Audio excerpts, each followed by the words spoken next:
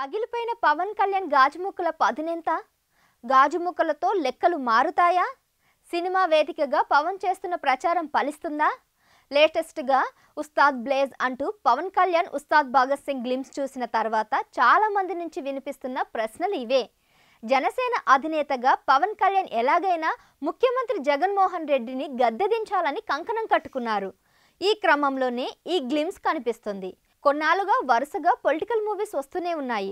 ఇవన్నీ కేవలం ఆంధ్రప్రదేశ్ రాజకీయాలని ఎలివేట్ చేస్తున్నాయి. ఈ మధ్య వచ్చిన యాత్ర 2, రాజధాని సినిమాలు డైరెక్ట్గా వెండితెర వేదికగా పొలిటికల్ మీటింగ్స్ను తలపించాయి. వర్మ తీసిన వ్యూహం గురించి చెప్పాల్సిన పనే లేదు. అతను ఏకంగా చంద్రబాబు పవన్ను అటాక్ చేశాడు.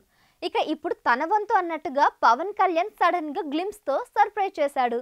మామూలుగా సినిమా గ్లిమ్స్ అంటే అంతవరకు ఎక్స్పెక్ట్ చేస్తారు. బట్ ఇది ఉస్తాద్ భగత్ సింగ్ గ్లిమ్స్లా కాకుండా పొలిటికల్ యాడ్లా కనిపించడం విశేషం. కాకపోతే ఈ యాడ్లో పవన్ కళ్యాణ్ యాక్ట్ చేస్తున్నాడు. నిజానికి ఈ మూవీ తేరీ అనే తమిళ్ మూవీకి రీమేక్.